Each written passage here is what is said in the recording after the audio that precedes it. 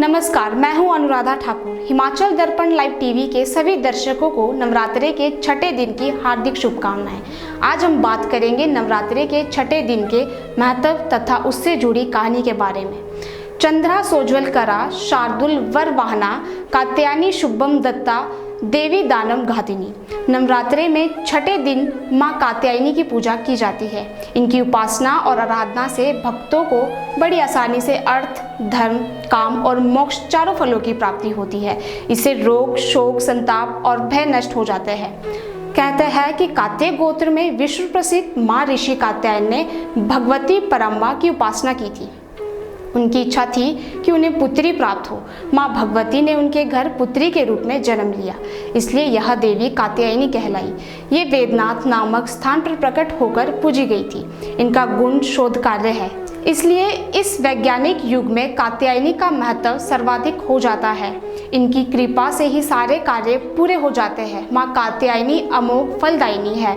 पुराणों के अनुसार भगवान कृष्ण को पति रूप में पाने के लिए ब्रज की गोपियों ने इन्हीं की पूजा की थी। यह पूजा कलिंदी यमुना के तट पर की गई थी, इसलिए यह ब्रजमंडल की अधिष्ठात्री देवी के रूप में प्रतिष्ठित है। इनका स्वरूप अत्यंत भव्य व दिव्य है। ये स्वर्ण के समान चमकीली है और भास्वर है। इनकी 4 भुजाएं हैं। दाईं तरफ का ऊपरी वाला हाथ अभय मुद्रा में है तथा नीचे वाला हाथ वर मुद्रा में। मां के बाईं तरफ के ऊपर वाले हाथ में तलवार है व नीचे वाले हाथ में कमल का फूल सुशोभित है और इनका वाहन सिंह ही है। अब हर दिन की तरह बात आती है शक्तिपीठ की, तो तीसरे स्थान पर कांची शक्तिपीठ है, जो तमिलनाडु के कांजीवरम में स्थित है। यहाँ माता का कंकाल शरीर गिरा था। इसके बाद काल माधव शक्तिपीठ आता है। इसके बारे में कोई निश्चित स्थान ज्ञात नहीं है, परंतु यहाँ माता का वाम नितंब गिरा था। इसके अलावा 32वें स्थान पर मध्य प्रदेश के अमरकंड के नर्मदा मंदिर शौनक शक्तिपीठ है। यहाँ माता का दक्षिण नितंब गिरा था। दूसरी मान्यता यह भी है कि बिहार के सासाराम का तारा चंडी मंदिर ही शौनक शक्तिपीठ है और ऐसा कहा जाता है कि यहाँ सती का दायां नेत्र गिरा था। तीसरे स्थान पर कामाख्या शक्तिपीठ है, जो कामगिरी असम गुवाहाटी के कामगिरी पर्वत पर स्थित है। यहाँ माता की योनि गिरी थी।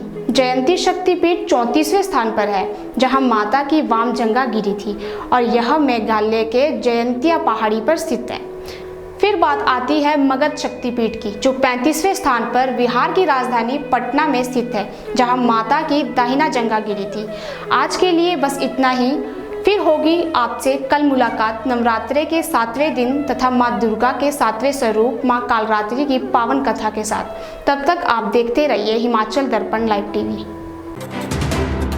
हिमाचल दर्पण लाइव टीवी, जो बात करेगा आपके हक की। सिर्फ खबरें दिखाना हमारा मकसद नहीं, जागरूकता लानी है। हिमाचल दर्पण लाइव टीवी।